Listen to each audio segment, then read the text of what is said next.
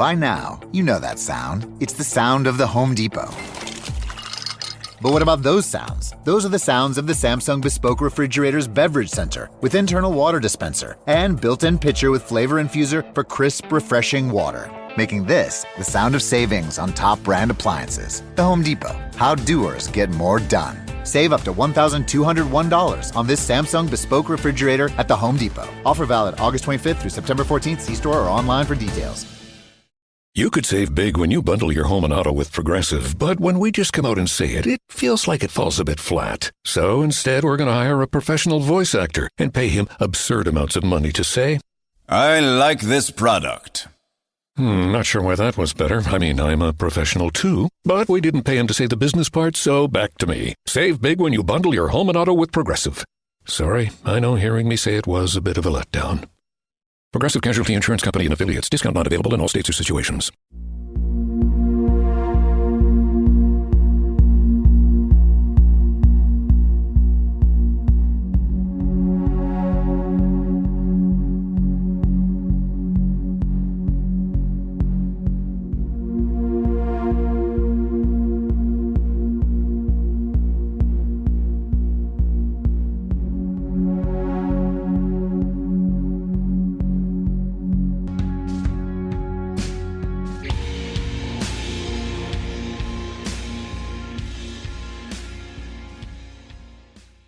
Hey, welcome everyone to the From the Shadows podcast. I'm your host, Shane Grove, and thanks for joining us for this episode. I want to give a quick update on Jason, the super producer, for all those loyal fans and listeners who've been following along. I actually got to speak to Jason Friday for a little bit, and now I realize everybody doesn't know the extent of what he was going through, but one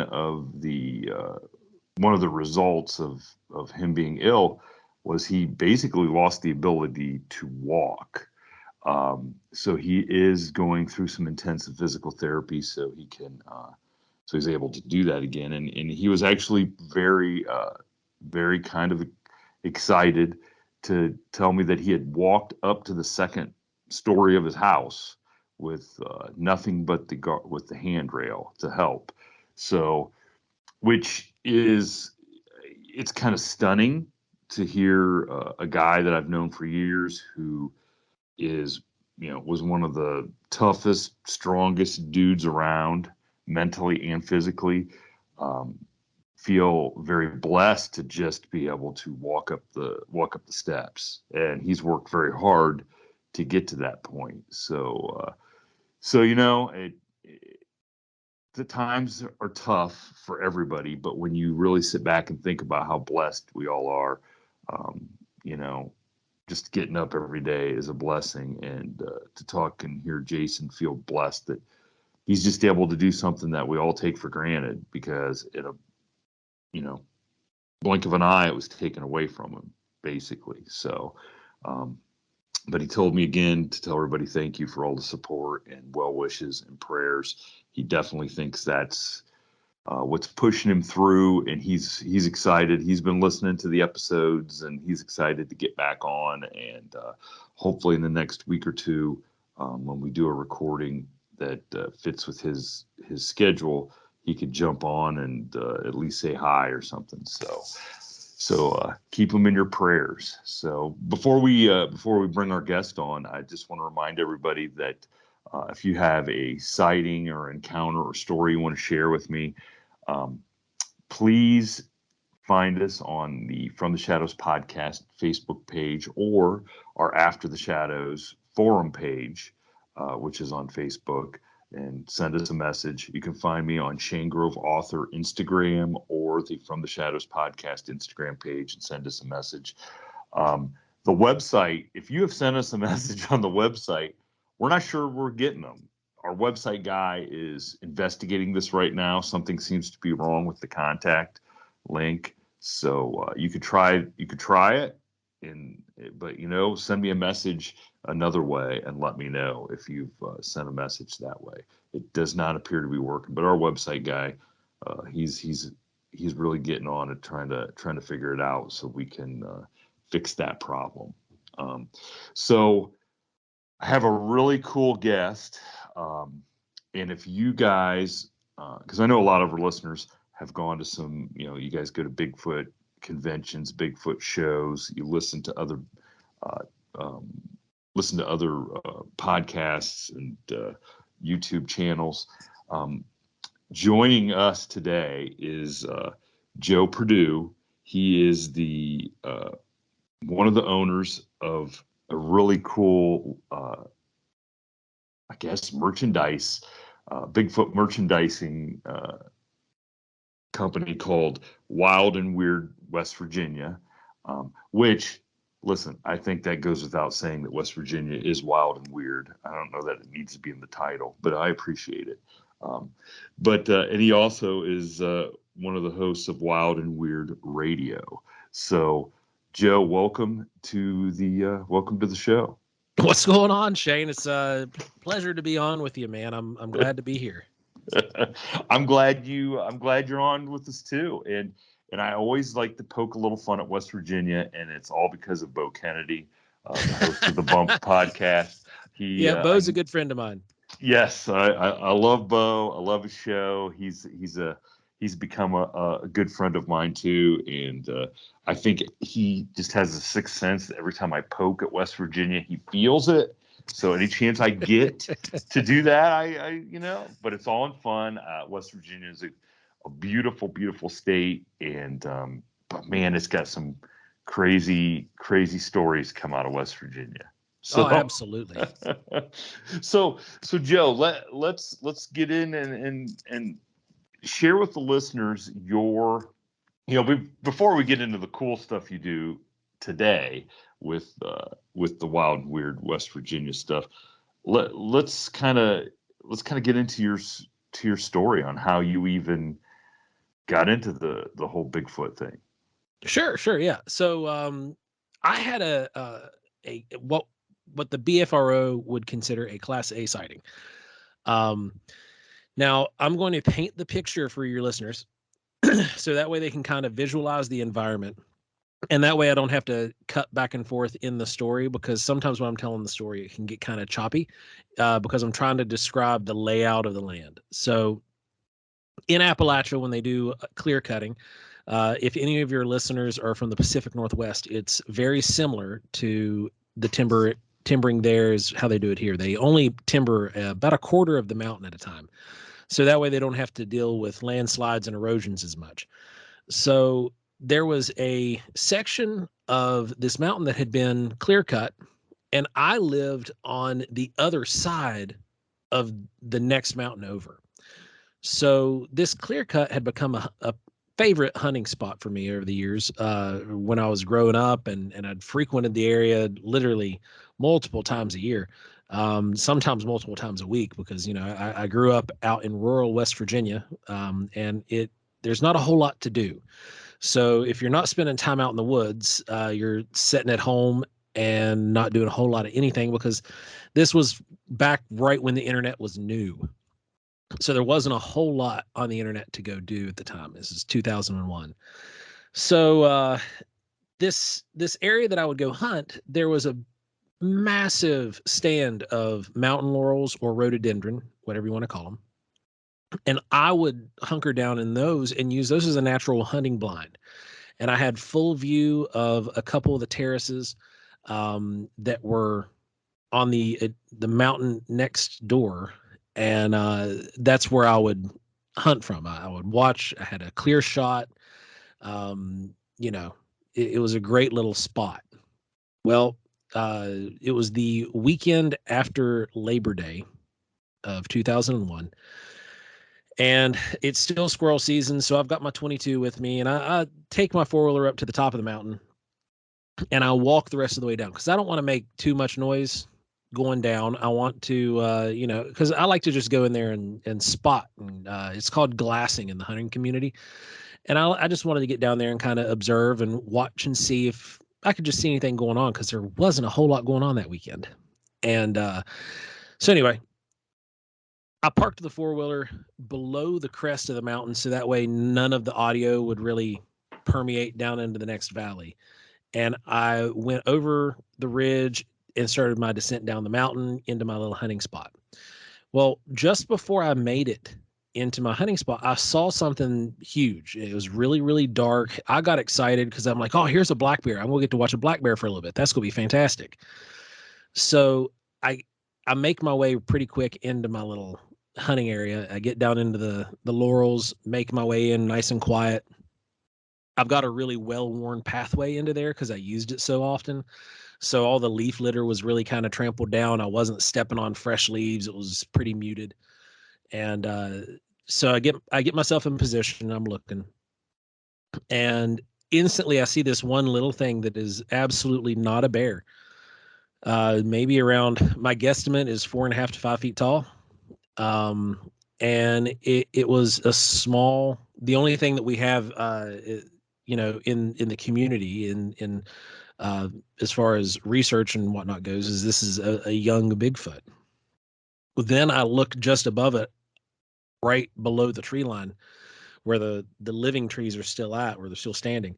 And here is this large dark mass, and it's slapping a log. I can barely hear it. I can barely hear the impacts on the log. And it looks to be scraping at the log. My guess now is that it was, digging for grubs, because this was an old left behind tree. I look immediately to its right, and probably about 10 yards below it, there was another, what I call it, like a medium-sized creature. And it was standing there, and it looked like it was just foraging. And it wasn't, I said standing, but it was kind of hunched over, because it was just digging at the hillside. But I could see the extension of its leg, and I could see later it would just kind of haunch down and just sit where its butt wasn't quite on the ground, but it was just, on its feet, just hunkered all the way down as low as it could get and just kind of digging at the ground. Well, the little one captured my attention the most. I was fixated on it because it was actually playing like a little toddler. If anybody's ever had kids and you go to a park and you just kind of let the toddler take off, they're going to be running around acting crazy, and just jumping and carrying on. And I was enamored by this thing. Now, this whole time I had the wind to my favor. The wind was blowing to my face. I didn't smell anything off. Nothing was weird. And then suddenly the wind changes, and everything I was observing completely changed very rapidly, because the largest one closest to the tree line stood up. And when it stood up, I realized exactly how big this thing was and how small it made me seem. So I was watching it, and it kind of turned its upper body, maybe about a quarter of a turn, and it turned its head just a hair, and it raised its head like it was almost sniffing the air. But I don't know if it was sniffing the air or if it had made some kind of a sound that I was unable to hear. But clearly these other two creatures could hear, because they responded to whatever movement, whatever audio that this thing produced, and they moved immediately to it. And once they caught up to the big one, they walked off together into the forest, and it was just as quiet and peaceful as could be. I couldn't hear hardly anything, but maybe a twig snap here or there as they moved into the tree line and then disappeared out of view. I sat there and watched them until I could not see them anymore, because the last thing I wanted to do was to draw attention to myself, because I wasn't sure what these things were going to do, but I sure didn't want to find out if they were going to be aggressive. So I waited till I couldn't see him anymore, and then after my butt had unclenched, I made my way to my feet and took off up the hill, got back to my four-wheeler, and went back home and just kind of sat there in disbelief of what I just experienced. Now, how far away did you think you were for these creatures? At first I thought that I was a little bit farther away than what I actually was. And this is where visual survey can kind of, this is the researcher in me coming out. Okay. Yeah. Visual survey can kind of be difficult to judge sometimes, especially if you're with somebody who or talking to somebody who hasn't been active in a range finding skill, like say bow hunting or being a military trained sniper assist or something that effect where you were particularly skilled at discerning range. I thought that I was farther away. I thought that it was closer to 100 yards or so, but it was actually within 70 yards of me. Because the next year I didn't have the gumption to get back out there that year because I was just too unnerved. And I didn't want to get out there and start looking around. And then all of a sudden these things come out of the woods at me and be like, hey, why are you here? So it took me about a year, a little bit more than a year, maybe, to go back up. And I waited until all the trees were off. So it was probably just a little over a year. I think it was the following November that I waited till all the leaves were off the trees and I had clear view. Because in September here in Appalachia, all your leaves are still on and heavy and thick. So I made my way out to that same spot, and the big one walked by a log, and that's where I gauged everything off of this log. The log was within 70 yards of where I was, I guess you could say, perched at from my little hunting area. And everything else was within that 70-yard range. And then the smallest one was actually within 40 yards of me. The one that was playing, it was the closest one to me because I think that it was actually down messing around in the creek that was running between the mountains there at one point, and then had moved its way up because there was a little stream there that also kind of helps mute everything as you're moving in. So yeah, it was pretty impressive and even more unnerving when I made it out there to actually do a measurements to see where I was at. Because the largest creature, when it walked past this stump, its knee was above the stump, right? Mm-hmm. Yeah, I got you. And when I went out to the stump was a good 4 or 5 inches above my knee, and I'm 6'3". So yeah, I get you. Yeah, yeah, that's pretty big. yeah, I was a little. At that point, I was like, oh man, this thing was bigger than what I thought, closer than what I thought. Mm-hmm. Yeah. Yeah, it was a trip, man. And that kind of, I set back because I had various professional, very, very professional careers after that. You know, I went in the military after that. And I was in the Air Force, and I was a sheet metal fabricator. And one of the last things that you're going to go do in the Air Force is talk about some weird, strange experience you had, because that will immediately get you sent to go talk you know, to someone. except nowadays.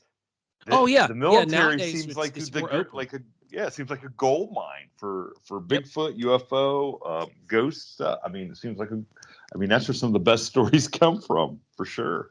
Yeah. You know, when I was in the Air Force, I never actually saw anything in the sky or anything. But I was on this crew that was called a Red Ball team, and what we did at that one point with this specific, because I was only on it for a short period of time, was we traveled with the specific aircraft that we were assigned to, and I was the fabricator for that aircraft for the mission it was running. And but we never saw anything. But one of the things that was actually said, and this was a huge red flag for me, that like, because I had already seen Bigfoot, right? Yeah. But I wasn't really big into UFOs or anything like that. I loved the X-Files. I thought it was great, but I wasn't like, oh yeah, UFOs, it's aliens, they're coming to get us or whatever. But it didn't really, I guess, cross my mind to take it serious at all, until when we were getting a debrief, and they said, if you saw anything in the air, don't talk about it. You didn't see anything in the air. And I was like, the only reason people would say that is if somebody actually saw something. Yeah, it's the same. It's the same as this coffee may be too hot to drink, or Right. don't, It's the or warning don't labels drink, on the or Q-tips. Don't use in your ear. don't drink the bleach. Well, Yeah. why would you have to tell? Well, because somebody did. Yep. Somebody did drink the bleach. Yeah, exactly. Somebody did. And so that I kind of put two and two together there myself. But like I said, I never had any weird experiences when I was in the military um, other than like stuff that I might have like handled or here and there, but it wasn't anything like too crazy. It But might have been. It might have been classified. It just wasn't paranormal. right. Wasn't. Absolutely. Okay. Yeah. I got you. So then I went from there, and I was actually a minister for several years as well. It was I was doing that alongside of my other career that I was working in as a chef. And that's another career. That's another or because it wasn't a career, I wasn't getting paid for any of that stuff.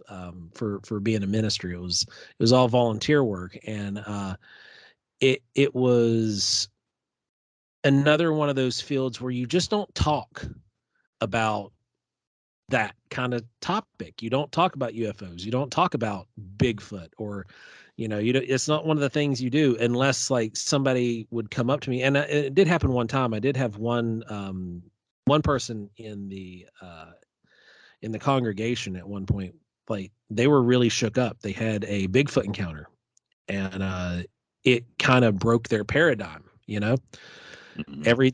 Everything they had thought to be true at that point had just been upended, and now there's something out there that's unexplained that they can't fathom, and it's right in front of their face. So they were having some issues dealing with how to process that. So I was like, okay, I'll tell this person, hey, look, I don't think you're crazy, and here's why. And I told him the same story I just told you guys. Well, and there's I mean, that to me seems a little the whole like the religious aspect of why people wouldn't feel comfortable talking about that, because the whole basis of religion is we're believing in something that for most of us we can't really touch Right. or see. It's nothing but faith of something that we believe is going to happen, and we're talking about a lot of paranormal Oh, things. I mean, the absolutely. Bible And is that's full of paranormal. What you would if the sea, you know, parted today, it'd be a paranormal experience. absolutely. If you heard a voice from heaven come down, I mean, that's a paranormal. That's how we would classify it today. In the Bible, they're classified as religious experiences. Yeah, Divine intervention, so to speak. So, I mean, the Bible was probably the first paranormal case study yeah. that was ever You're not ever wrong. put into print. I mean, You're not wrong. There were so many bizarre stories in the Bible, but the parishioners, the congregants, the believers are so focused, I guess, because there's this stigma, like you said, where it is this unseeable, untouchable God, and they're already dealing with that aspect of having to try to make that make sense to other people. mm-hmm. That if you throw Bigfoot on top of that, then it's like, oh, okay, where's the Kool-Aid at? Where's the table with the Kool-Aid? I gotta be honest though.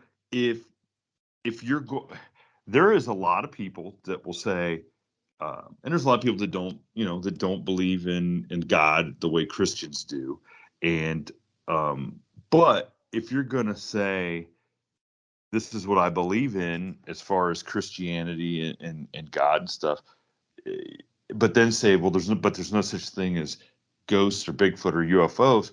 It is kind of disingenuous Oh, it to then. really is. I agree.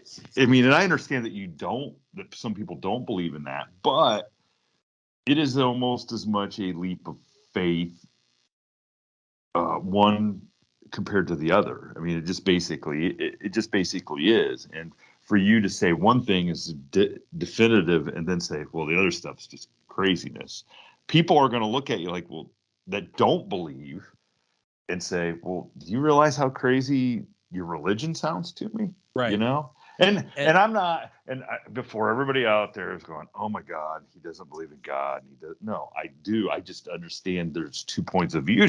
Right. There's Absolutely. more than one point of view. And if you just think your view is absolute and do not consider anybody else's point of view, well, guess what? That's how we get into a lot of the trouble we get into today in the world. Yep. You're exactly right. And when we started Wild and Weird West Virginia, there was some flack that I was catching from people within the church, and like I'm no longer an active minister. We haven't been anywhere for a few years. I kind of stepped away from a lot of the stuff just because I didn't like the direction I saw things going in with different organizations. But I was catching flack when we first started Wild and Weird, because they were like, well, why you're out here doing all this stuff and talking to all these different people, and you should be teaching them about God and telling them about this because you've got the education to do it, and you should have been doing this, that, and the other. And I'm like, guys, do you not realize that these people are experiencing something that they can't explain already, and they believe something paranormal, something supernatural is occurring in their life? If they don't believe in God, do you realize how close they could be to believing in God? And that I could use this as some form of leverage to be like, look, here's how you're going to get rid of this. Here's how you can stop this. Here's how you can deal with this, and kind of use my ministerial background as a way to help them cope with what they're experiencing. And then they just kind of look at me like, oh, well, I never thought of it that way. No. So back to your sighting, because I'm not a hunter at all. I don't spend a lot of time out doing that sort of. I mean, I don't spend any time out doing that. So when I hear distances, the way I relate to it is being a former college football player and coaching basketball now and stuff. That's how I measure distances. Okay, well, that's a football field. Yep. So if I'm standing on one end zone, how far is 70 yards? And like I'm looking out the window now as I'm talking to you out of our office, and I'm looking down a fence row. I can't tell how far something is. I've lost that ability to. Because I used to be able to run. I used to run track and do 100 meters. I look at that distance now, thinking, well, I would die about 30 meters. So it doesn't. It's like, man, how far is that? That seems like a mile now. 100 yards. This the way I measured everything was actually using a field tape that we had. So I measured ground distance. Okay. So I was on two mountains, or on one mountain, they were on another mountain. And so unlike looking at a flat plane, we now have to bend this thing upward into a V shape. So there were 75 yards likely between, there were actual 70 yards between me and the stump, right? Yeah. There was less than that when you take into consideration that the ground is folded vertically in that area. So as far as airspace between me and these things, it was a lot tighter. These were shots that I would have felt very comfortable taking a shot with a bow with, like say if it was a deer. The one that was hunched down digging at the ground was actually digging at an area where I'd had a mineral block at. And that was well within my range of striking a kill shot with an arrow. Now, do you believe at any time they saw you, or they only knew you were there because they smelled you? I think if the little one saw me or caught wind of me or something before, that it just didn't care. But the other two, they had their backs to me. All I saw was, big broad shoulders, big back ends of things. I didn't see a frontal view of those. I only saw the front of the little guy. And so what did like the front of the little one, what does its face look like to you? It looked more human than anything. There was a dense coat of hair. It had the arms were long. This being a younger creature, was a little bit on the lankier side. So it had longer gangly arms, down around to where its knees would be, or just below even. From the waist up made the majority of its height, and the waist down, the legs were actually kind of shorter, if that makes sense. Like, it was disproportionate in what you would think. Like, if you were to look at, say, the creatures in Planet of the Apes, the way they're very human proportionate. Okay, I got This you. thing was not that way. The arms were longer than our arms would have been. The distance between the ankle and the shin was weird. Like, it's the lower extremities and lower body of this little guy just were weird. And as I look back at it more and more and more, just bizarre body structure. Almost like it was designed, at least in its young age, to move mostly using all fours, or to be able to transition between all fours and two legs at any given moment. And when it was playing, it was doing that. Like, it was running around and it was using its arms to grab stuff and pull, and it was jumping around and doing things. It actually did a couple cartwheels at one point. Like, they weren't perfect cartwheels, it's not like watching a gymnast, but it was on its hands and its feet were in the air, doing like just kind of a little rolling around, goofing off kind of thing. Wow. And I mean, and that seems to be kind of a common description from eyewitnesses about their lower legs, that maybe like they're where our knees would be are a little bit lower, right? Yeah. Like whether it gives them an advantage of maybe walking uphill or something like that, or downhill. I don't know what I'm not adverse in kinesiology to the point where I can tell you what the advantage will, but there's got to be something to it, why Right. that's how they are. Right. It's and that is something that we get a lot in reports. Because as I mentioned earlier, I'm now an investigator. We take reports from all over the state of West Virginia and Eastern Kentucky. And a lot of the reports, when you have good visual survey of the body, will give you those bizarre anatomical arrangements. So it's also one of those things where, as a investigator, when I hear certain stories, I'm instantly intrigued or instantly turned off because I've seen one. And I know what at least the ones around here look like. And when I hear descriptions that are very similar, then I'm kind of like, okay, yeah, tell me more. And then when I hear some descriptions that are just wildly off, I'm just kind of like, all right, we're going to add this to the data pool, but keep talking. So you think that from your experience and your research that they're definitely look a certain way in a certain area then? Yeah. So everybody always looks at Patty. You got the PG film, right? Mm-hmm. And we can't use one specimen as a catch-all. Patty was kind of close to what the second one looked like, but the proportions were a little bit off. But that's going to be something you're going to see in individuals. You'll see minor individual differences. Like, I'm built differently than you are, and we're both built differently than the guy walking down the street right now.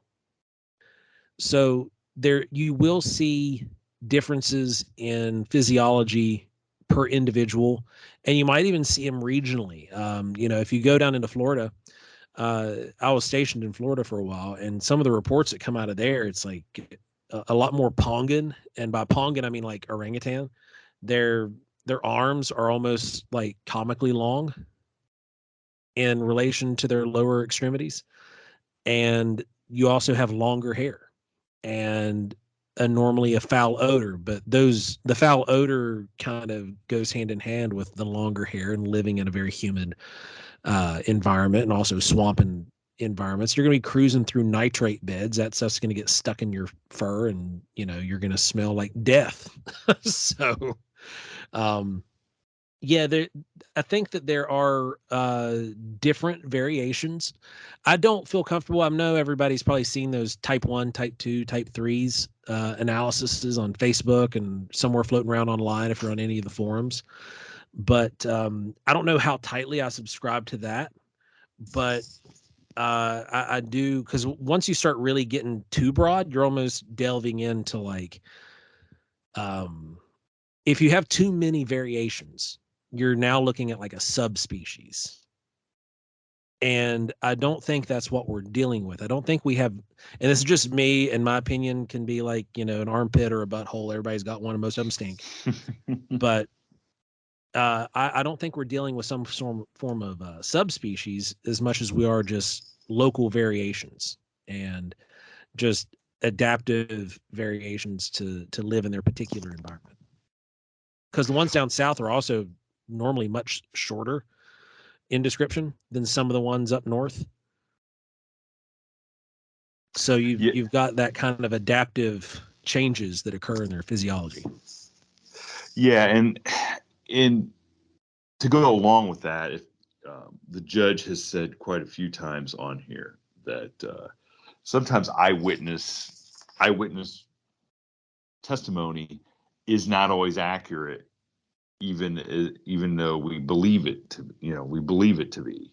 And Right. It changes in your mind a little bit, even right after you see it. Yes. Because you start like trying to put it into something that you can rationalize. Exactly. Our minds are very fragile things. I actually submitted and wrote an article back in 2016, I believe, to a paranormal website, and it was called Malleable Memory. And basically it detailed the importance of writing down what you saw as close to immediately after you saw it as you can. Because every recall you have of this memory is a recall of the memory, not a recall of the event.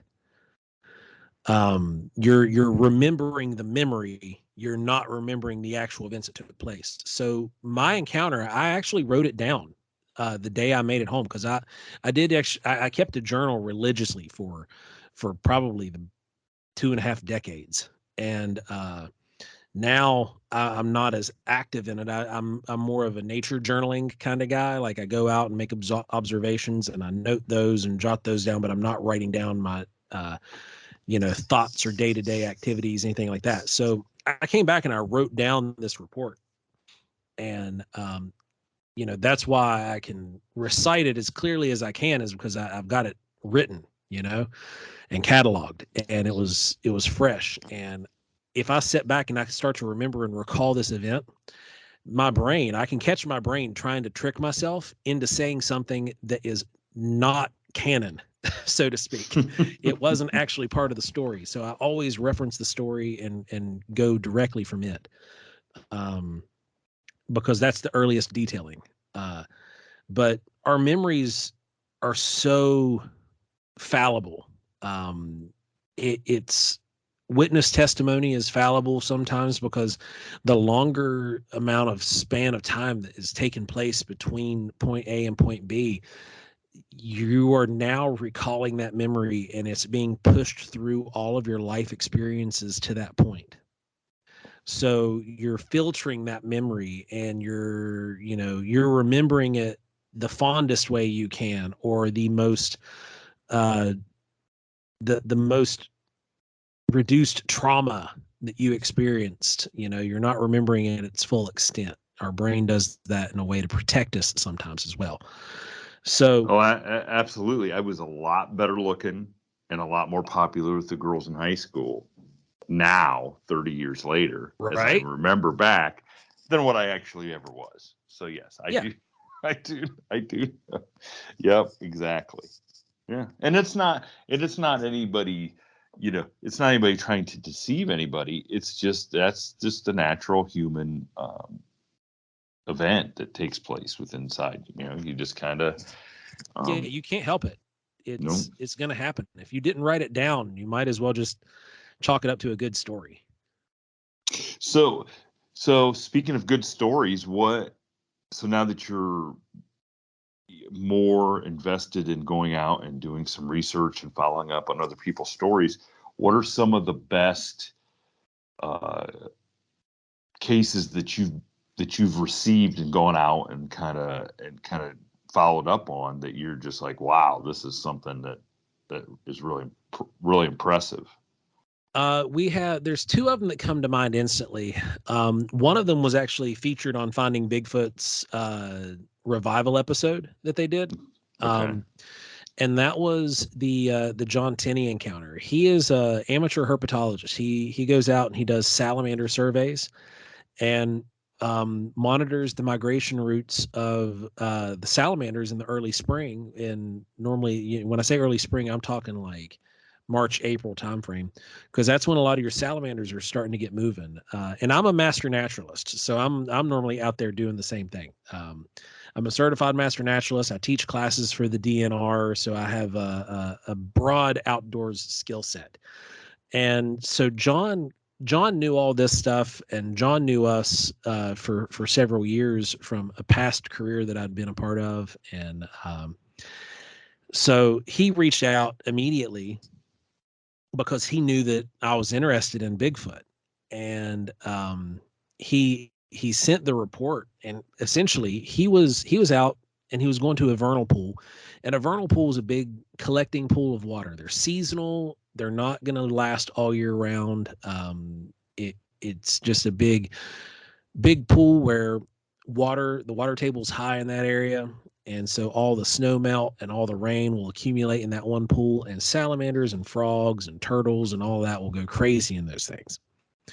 Well, these vernal pools are the exact locations where these salamanders go to breed. So he was going to count and do his numbers and species counts as well.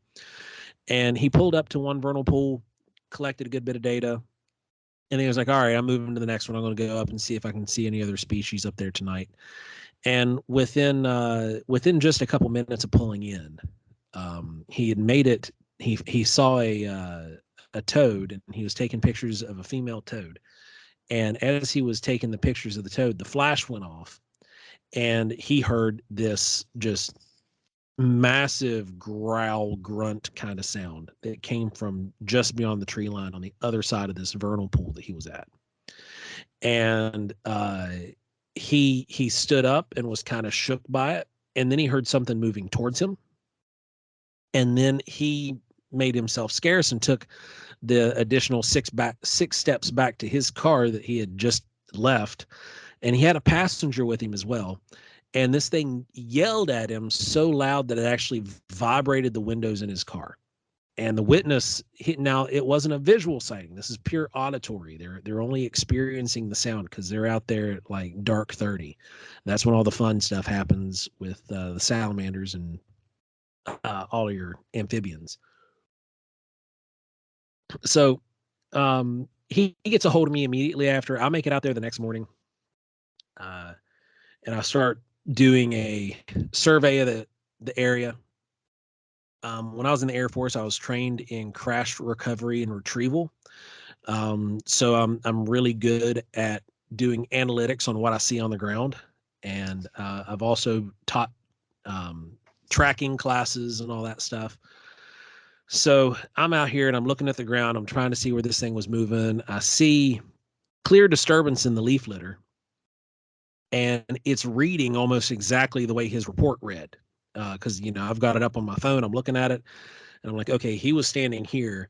And when I was standing exactly where he was standing, I immediately looked over to the other side of the vernal pool. And I saw two really deep impressions that were going in, and they were filled with water. So the sun was hitting them and the light caught it. And I was like, yeah, this is just like perfect. I'm in love already. This site is going to be rich. So I start looking around trying to find more evidence. And we found about six impressions, two of which were castable. I made casts of those footprints.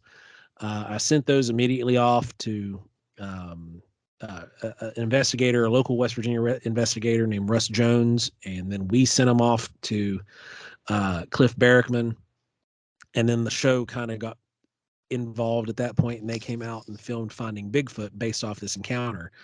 But the whole time of John's encounter, he was within 20 yards of this creature. Based off where the photo was taken of him with that toad and the footprints and all that stuff started.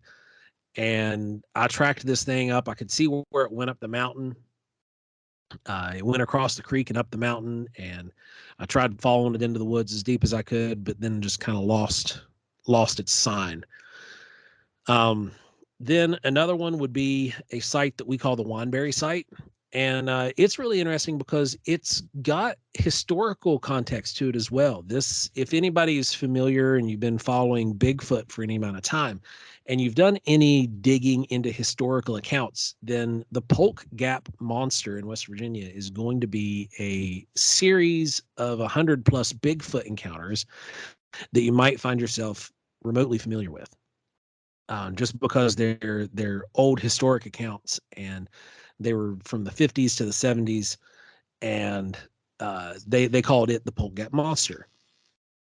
Well, the witness, Beth, was dealing with some stuff years prior, and she had her own personal face-to-face sighting, and we did a recreation with her, and it's all on video. You can go to our YouTube channel and actually watch everything on it as well, because we went out and did a site investigation after her and a friend had actually recorded some Bigfoot audio, and she sent it in, and I was immediately like, yes, I need to get out there. Like, now, where do you live? Are you comfortable with us coming out and bringing a small team? I need to get out there and take a look, because there's a chance we could find some evidence.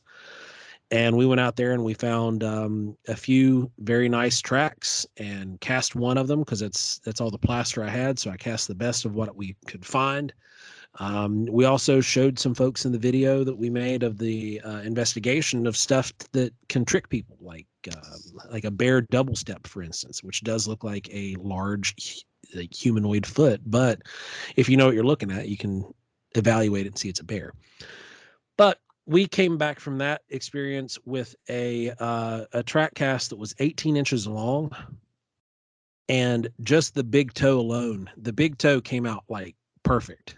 And it was 3.25 inches long and 2.5 inches wide. Just the big toe. Holy crap. Yeah. Oh, yeah, that one was a trip. So this thing, whatever she has up there is huge.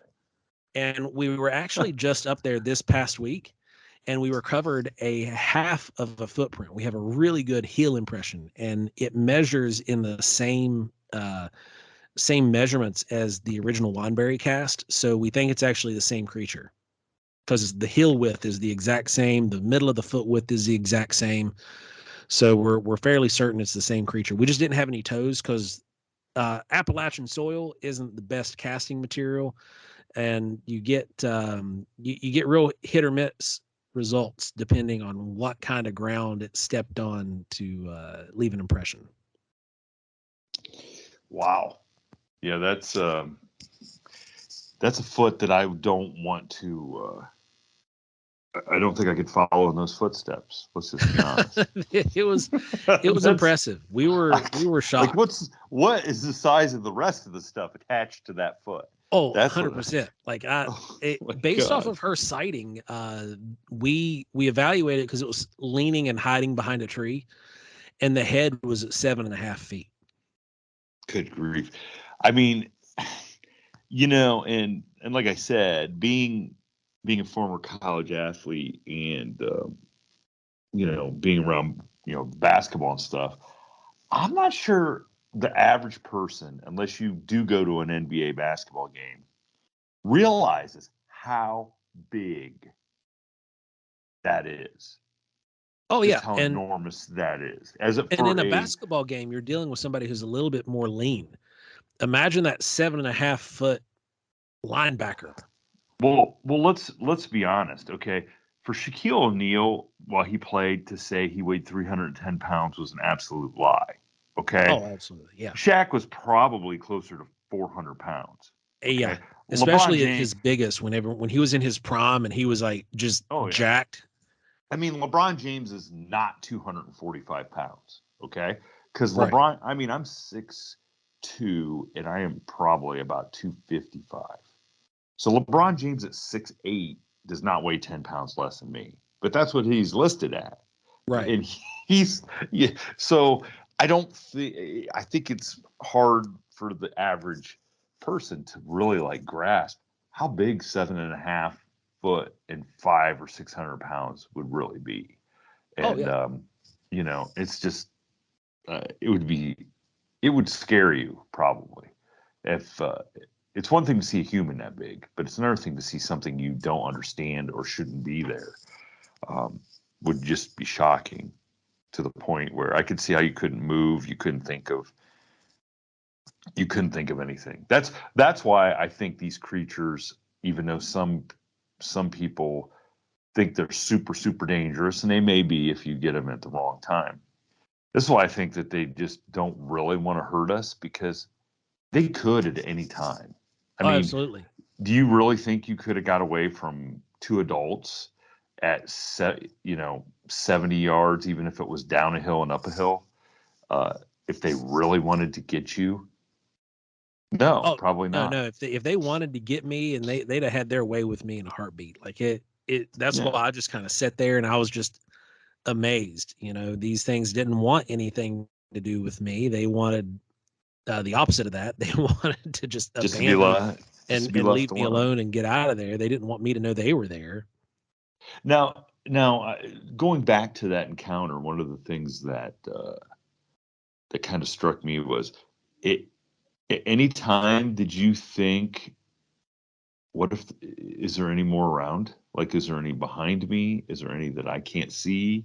Did that thought ever cross your mind, or were you just so focused on those um, that you thought, okay, once they're out of sight, then I'm good and I can get out of here? In the moment, that's what was on my mind, was that once these are out of sight, I can get out of here. In retrospect, when I was sitting in my bedroom that night and I was getting ready to go to sleep, and I'm laying there in my bed, I'm sitting there thinking, man, there could have been like 2 or 3 more just beside me, and I'd have had no clue, because as quiet as they made their way into the woods, I wouldn't have had any clue if they were beside me or behind me or anywhere else watching me. I wouldn't have known. So yeah, in retrospect, that was something that has crossed my mind many times. So now that you're out doing a lot more research and stuff, what do you like? How are you prepared? How have you prepared yourself the next time that you have, if you're fortunate enough to? Because I think it sounds like you'd like to have another Oh, face to face. absolutely. Like, I'd love to see what it again. what would you do different this time? What would you attempt to do, or would it just be something where you would just stand quiet and awe and absorb it, or like what do you think? Like what do you think about the next encounter that you would do? I mean, I would like to say that I would try to get a picture, but like honestly, uh, I was dumbstruck the first time, and I just sat there in awe. And because at the time my world was also being kind of broken, I was like, well, this is a thing now. Um, but I don't know. I'd like to say that I would do I'd get a picture, or that I would, chase after it and try to, get the best evidence that I possibly could. But at the same time, like I would probably just be as awestruck the second time as I was the first. Um, it it's yeah. I mean, I think I would just be as awestruck. I'm not going to say one way or the other. I would like to think that I would do something like, grab my camera or whatever, because back then, cell phones weren't a thing in 2001. I mean, you could have had a cell phone, but you were wearing it on your hip in a saddlebag. Um, and it's funny to think back on that how far advanced technology's come since then. But I would like to think I would reach into my pocket, grab my phone, and snap a couple pictures, but I don't know. It would have to happen. I'd have to know what would happen after the fact, because to be back in that scenario again would be amazing. Gotcha. Yeah, I don't think I think everybody can try to be as prepared as they want, but until it happens, I don't think Yeah. you really know, what that. But I mean, hey, look, I hope that you get that chance, and I think if you're going out investigating places where there's recent eyewitness sightings, I mean, that's where they are, Yeah. So. So you want to hear some weird stuff? No, we don't like that stuff. Yeah, of course. Because I have a note. Like I wanted to ask you. So we're talking weird stuff. Like what's weirder than these Bigfoot stories? Because Right, right. So, I do have a specific subject I did want to ask you about. all right, well, let's go there first, and then we can delve into the weird stuff if it's not tied into that in some way. Okay, so. And I've talked about this with a couple of the guys from West Virginia and how, the hollers, how remote some of those, what they call the hollers are, and Yeah. how some of them have very little, get very little sunlight, and how something could really hide out in some of those places and not be discovered or seen. So the one subject that I really am curious about is like the thunderbirds or the flying cryptids, like basically a pterodactyl sort of creature. Is there any stories like that you've gotten from anybody that they've seen of something flying like that in a remote part of West Virginia? We've gotten a few, but the weird part about those stories is that when they saw them flying off, it's almost as if they vanished into the distance. So it was really weird. It was like it was almost ethereal, but it breached into this reality for a moment in time and then faded right back out. It's almost like they were seeing maybe like a residual haunting Yeah, sort of deal. that's what it reminded you of. Like, when they see these apparitions of people, Yeah. and for haunting, it was very similar to that. Like they caught this brief moment in time where they were able to see this creature. And the ones that we've had a few of them come in that were like they gave very like Harryhausen descriptions, which Harryhausen was a claymation sculptor back in the day, and was using very non-scientifically accurate dinosaurs for his sculpting because he was using what was accurate at the time and not like actual what we know based off of science in today's world. But whenever we get these reports of some of these, because we've only had a handful. A couple of them were those Harryhausen types where it had this like spade tail behind it, which we know wasn't a real thing. So we don't treat it any different. We don't think they're making up the story. We're just like, okay, well, you saw some kind of really, really bizarre creature. But the ones that actually give a description of like a pterosaur that is scientifically accurate, especially before we have what's scientifically accurate for today, those were the ones that really were like, okay, so you said it kind of looked like had pin hair on it and then real leathery wings. That's weird. And then a few years later, science catches up and says, oh yeah, some pterosaurs had like pin feathers and leathery wings, and are like, okay, well, how about that? Yeah, like yes. Yeah, I know what you're saying. Like how could they know when it wasn't like something they could have read in the textbook or heard Yeah. another story about? Yeah. Oh yeah, I get you. Yep. So It's those obviously are really cool. they saw something that either resembled that or it was that. Yeah, absolutely. And it could either have been like a residual haunt, because energy is never ending. Like you can't destroy it. So these Yeah. creatures had energy at one point. and they were wrapped up in a physical body. Now that physical body is gone, but the energy's still here. Who's to say it's not still in the same form or can't take the same form and appear as it once did? And I've seen, video of what people suspect are either cats or dogs as spirits. Yeah. So if you got a cat or a dog as a spirit, why couldn't another animal appear as a spirit? Like, I swear my house is haunted by a little dog, a little yappy dog. My dog hears it. We've got a pit bull, and she can hear it. We hear it in the house, like just random times during the day. Sometimes we'll just hear like this little dog sounds like something on the size of a Yorkshire Terrier or a Chihuahua just start going to town in the basement. And I don't have a small dog. I can't stand small dogs, if I'm being completely honest. and that bark is one of the reasons why. You're talking to a mailman. My whole day is haunted by little yippy dogs. I just got to say.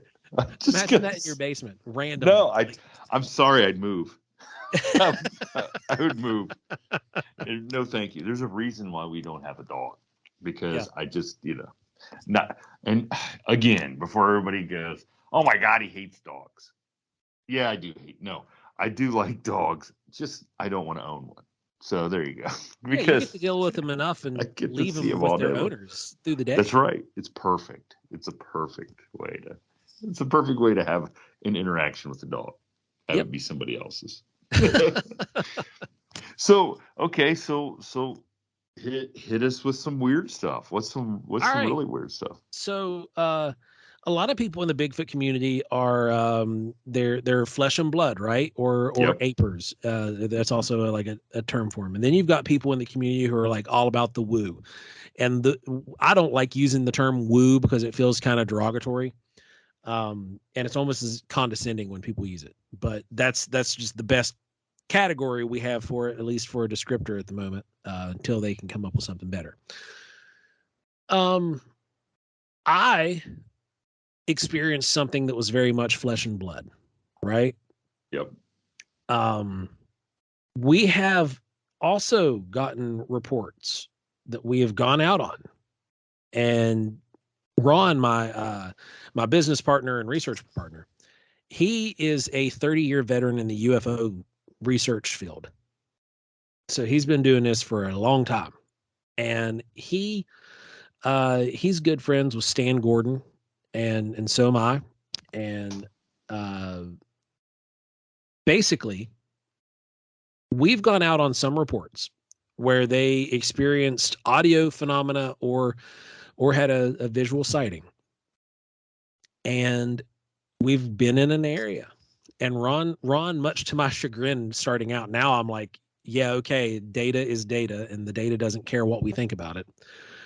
Ron brings out these instruments, and he'll bring a Mel meter, a tri-field meter, and a Geiger counter, and all this other stuff to a Bigfoot report. And 3 occasions now, we've had all this equipment with us for multiple investigations, and of these investigations, 3 of them we've actually gotten very, very strange readings. Like the EMF meter will start going bonkers. Radio will go out. The last one that we went out on, we actually started getting background radiation. So, or not background, it was residual radiation. So background radiation in West Virginia, like as a baseline, fluctuates between 14 and 22. That's just what our radiation level sets at a normal day. Now, for you to establish that, you can just go to like the USGS and look up your specific region, and you should be able to actually find like what your background radiation level is, because our planet emits radiation. We're constantly being bombarded with solar radiation, so it's not unusual. So when you hear me talking about that, don't freak out like, oh no, we got radiation exposure. It's nothing fatal yet. So we're out there, and we have this we hear this mouth click, right? We hear this kind of sound, and but it was really loud. And I was like, Ron, you hear that? We actually got it on audio. and because we had our H5 running, and it captured the audio pretty good.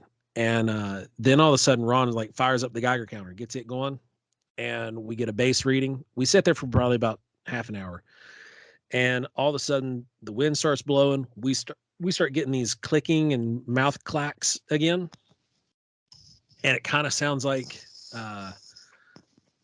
something's up above us on the ridge, and on both sides, like we're surrounded at this point, and we're just kind of like, well, crap, now what? And all of a sudden, the Geiger counter starts throwing readings of anywhere between 36 and 42. So double what our baseline was. And we're like, what do we do with this? So, we catalog the data, but why would radiation start going up in an area that had a Bigfoot sighting, and we are experiencing what some would refer to as Bigfoot activity, and now we're getting radiation spikes at the same time? As soon as the mouth clicks stopped, the wind quit blowing, and the radiation dropped back to baseline, and we didn't get any other activity the rest of the time we sat there. So I had to reshape my paradigm a few years ago whenever the first instance we had with this took place, because we had a Bigfoot sighting, and we went to the sighting report area. We actually found footprints, and the footprints were extremely radioactive, and the footprints seemed to just disappear. There were no trails leading off anywhere. I just saw footprints in this one immediate area, and then there were no footprints surrounding that area. This was the only location that this creature was sighted in. It wasn't seen walking through the area. It was seen standing in the area, and then it wasn't there. Like, they just thought it took off. But there was nowhere it took off to. But the footprints were radioactive. The whole area within a 10-foot radius of where all of these foot shuffling took place was radioactive. And it carried a residual radiation point of like 36 to 38 when our background in that area was 12.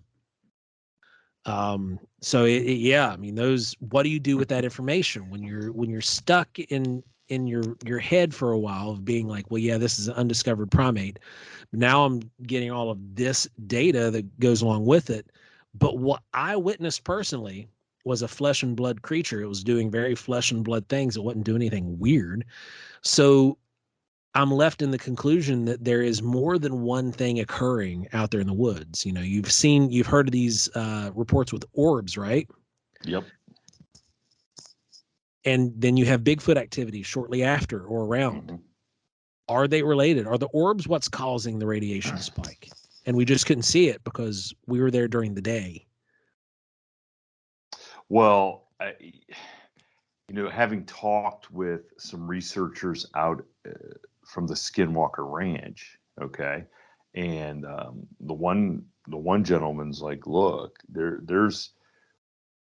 has been seen what for lack of a better term, a portal where they have seen creatures, not Bigfoot, but other creatures, step through what appears to be this window to another, for how we would describe another dimension. Okay. So, what if the energy that it would take to open that up for maybe Bigfoot or whatever creature that you were attributing the Bigfoot activity to, what if that's the radiation? Like, that's the energy that is taking for that portal to open up for that creature that we're calling Bigfoot, to be able to say, oh my God, here comes some people. I got to get out of here. I got to disappear. Yeah, no, I mean, that's plausible. Or come back into this world. Or if you want to go UFO, interdimensional UFO type thing. I mean, there's got to be, like, we're talking about the energy. And so how is that energy produced for the, and I'm using air quotes, vehicle that something is using to travel back and forth between, let's say, dimensions, or like to open up that portal. I mean, it would take an enormous amount of energy to do that. I think they've already established that, right? to just open up what a tiny pinhole in like over in France at the when they made the warp bubble by accident. yeah Yeah. So imagine if somebody had, if another civilization or another intelligent beings have discovered how to do that more efficiently with less energy, but still it take energy nonetheless. I mean, maybe that's I have no idea, but That makes more great sense. I mean, imagination. that's the same vein of thought that we're in too. I mean, we're this vehicle of transportation, vehicle of appearance, not necessarily vehicle physical, but the mode that it takes to make these things happen, it very well could cause that. Like if you start looking in, you mentioned they weren't Bigfoot, but they were creatures. Mm-hmm. If you start combing through Stan Gordon's evidence, where there was this, couple year time frame where there was so many UFO and Bigfoot sightings that were taking place like right on top of each other or at the same time. When you look at the physical descriptions of these Bigfoot in air quotes, they weren't what you expect Bigfoot to look like. I think it was just the only term they had because, the 1967 footage with Patterson Gimlin, that was fresh in their mind. Everybody had kind of seen that and they're like, oh, well, here's this weird hairy creature.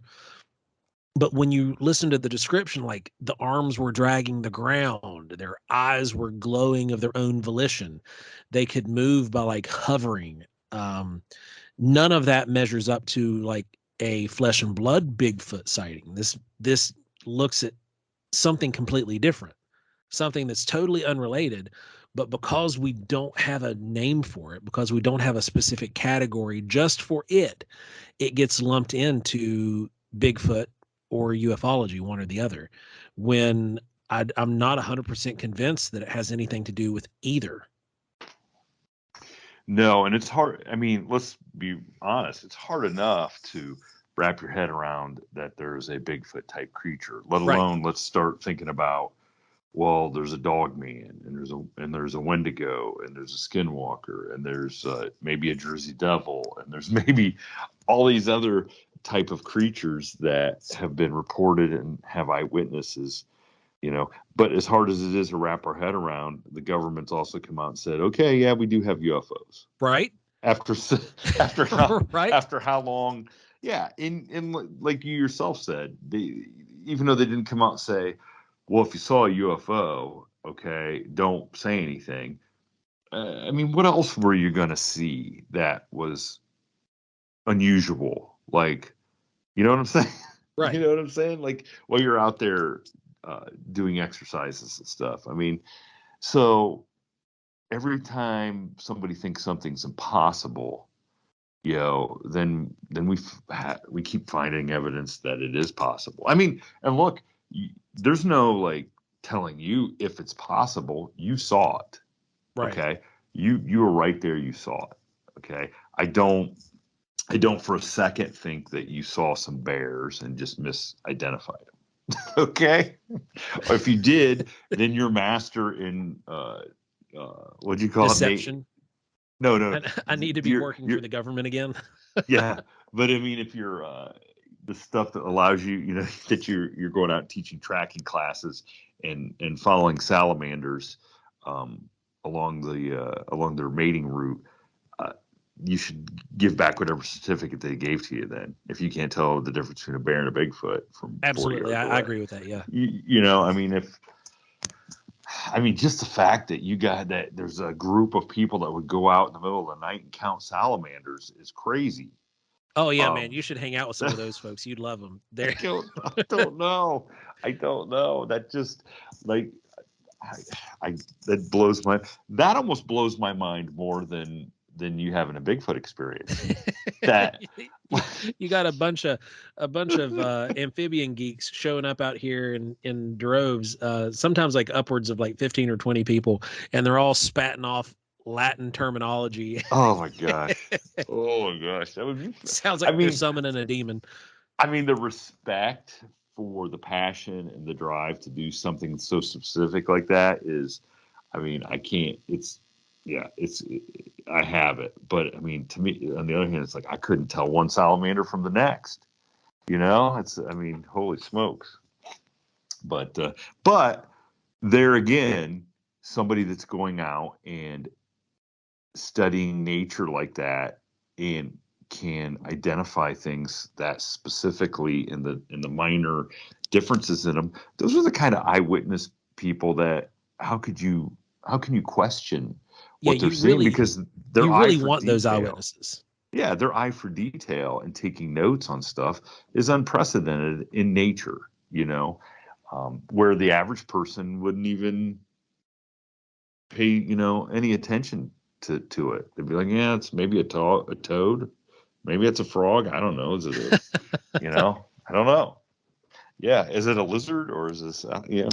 I mean, I probably have only ever seen 2 salamanders in my life that weren't in a,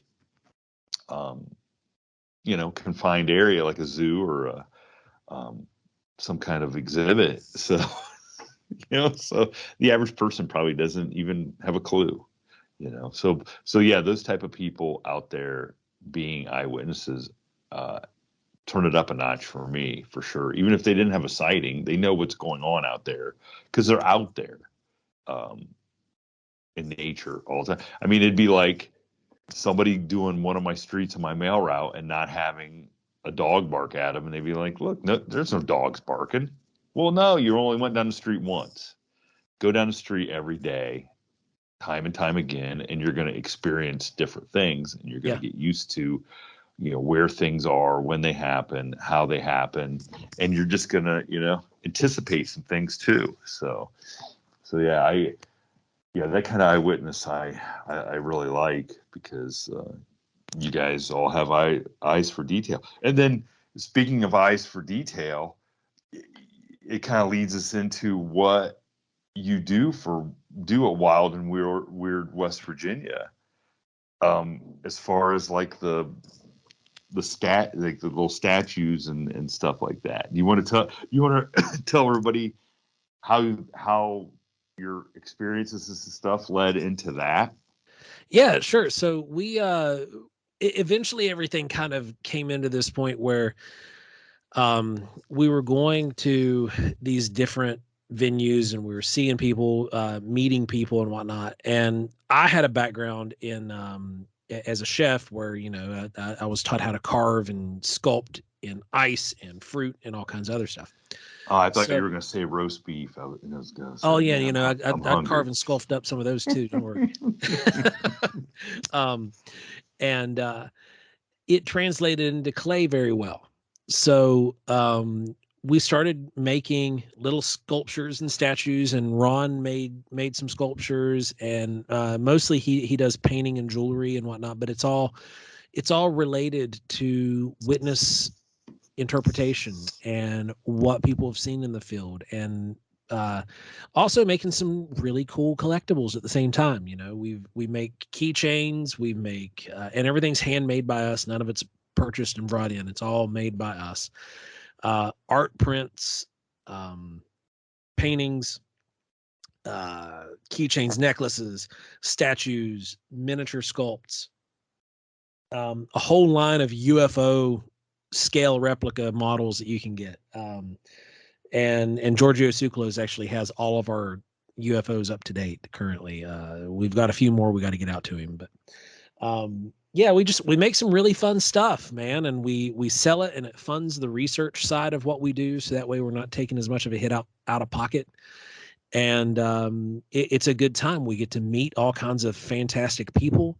Because of all this, we now host a podcast called Wild and Weird Radio, where people can listen to us and come on and join us. We also host multiple events every year. We have a couple Bigfoot workshops a year where people can come out, and we do a full intensive on field work and how to track, how to make your own plaster casts, how to use equipment in the field, what equipment you want in the field versus what you don't want in the field, how to distinguish animal calls. And then at the end of the day, we take everybody out into the field, into a research area that we've kind of set up, and we actually make observations. And 99.9% of the time, nothing happens. We hear some weird animals, and that's about it. But you get some high strangeness that might occur, or you actually can have some kind of encounter with an auditory encounter. We had one of the folks that came to our workshop last year had actually had a visual encounter the night before in the area that we did the workshop, and was freaked out. It was great. And, because they had come to the area and they were camping in the area. So then we also host Wild and Weird Con, which is a big yearly event. And we've got the Wood Booger Jamboree, which is a local community event, free to the public to come and hang out. And it's turned into this whole big thing. And we really love that we can give back to the community in that respect, because we can make stuff they can put on their shelves and they can help us with research. And then we bring in researchers from around the United States to come in and help teach them how to do it, or just to sit and listen to them. It's a great time. We have a blast with it. Well, that's all. I mean, that's awesome that you are getting to do something you're so passionate about and sort of make a living at it too. I mean, Yeah. I mean, I think everybody knows that's the definition of never working a day in your life is getting paid to do something you love, you know. Absolutely. And even though it's, not, I don't think the Bigfoot phenomena is making anybody rich. It might make some people rich. It's not making us rich, but Right. Yes. But it is something that a lot of people love, and a lot of people, I'm sure would appreciate the cool stuff that you guys do. So hopefully everybody listening will go check out the Wild and Weird West Virginia. You got a website for that? You can find us at wildandweirdwv.com. We actually just launched a forum that everybody can come and hang out and chat to. There, it's all right there attached to the website. The shop is there. The podcast feed is there.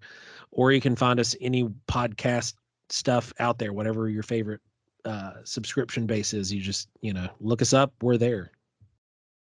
Cool. I hope everybody goes and at least goes and checks out the store, and I'm sure they can find something. I looked at some. I'm digging the Mothman thing. I think we're going to promote the little Mothman character that you had with the big red eyes. Oh, Mothman. I said to my social media person, we're gonna do it on Mothman Monday. So sweet. Yeah, I'll send you some better photos.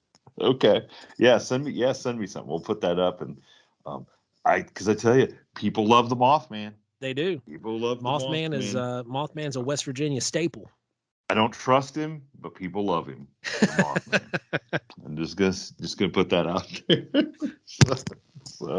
But hey, Joe, I appreciate you coming on and sharing your experience and telling us a couple other experiences, and I hope everybody goes and checks out your website and goes and checks you guys out on Wild and Weird Radio, because it sounds like you probably have a lot of good discussions on there about stuff going on in West Virginia and everywhere else. Yeah, it's a good time, man. And thanks for having me on. I've loved it. If you ever want to do something again, just let me know. Definitely. I like it when somebody says, "Do you want to hear something really weird?" I mean, that's plenty of that. That really ups the game right there. I love it. So yeah, we'll definitely stay in touch, because I can't wait to hear some more great stories from West Virginia. Because like I said, goes without saying, West Virginia is wild and weird for sure. So, absolutely. Ohio's not far behind, though. You very much are not. We're actually, I gotta be honest. If any of your listeners are from Ohio, we're going to be at the Ohio Bigfoot conference there at the end of this month. Oh yeah. We, unfortunately for me, it's our travel basketball season, and I run a girls AAU basketball group here, and we're always playing through through that weekend. So I don't even get to go and just hang out and see anybody. So maybe it's better off, because sometimes coaching girls basketball is even crazier than no doubt Bigfoot and Lost Man.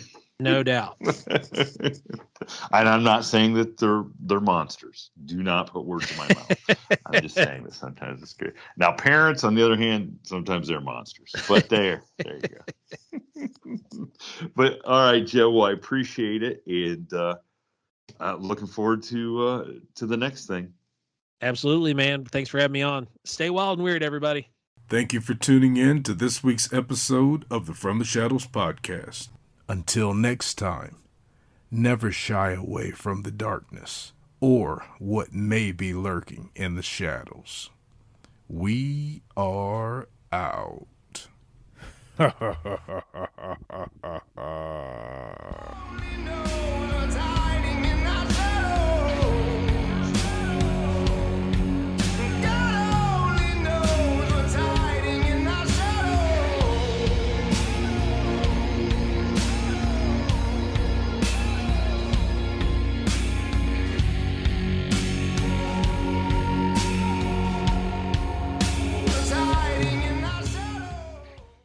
By now, you know that sound. It's the sound of the Home Depot.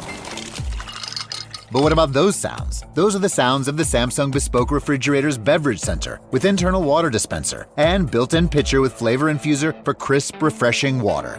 Making this the sound of savings on top brand appliances. The Home Depot. How doers get more done. Save up to $1,201 on this Samsung Bespoke Refrigerator at the Home Depot. Offer valid August 25th through September 14th. See store or online for details.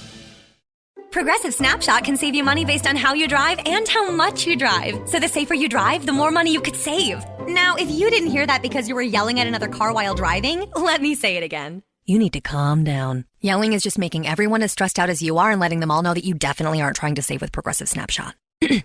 And if you did hear it the first time because you weren't yelling at another car, nice work. You'd love Snapshot from Progressive because it rewards safe drivers. Progressive Casualty Insurance Company and affiliates. Snapshot not available in California and North Carolina or from all agents.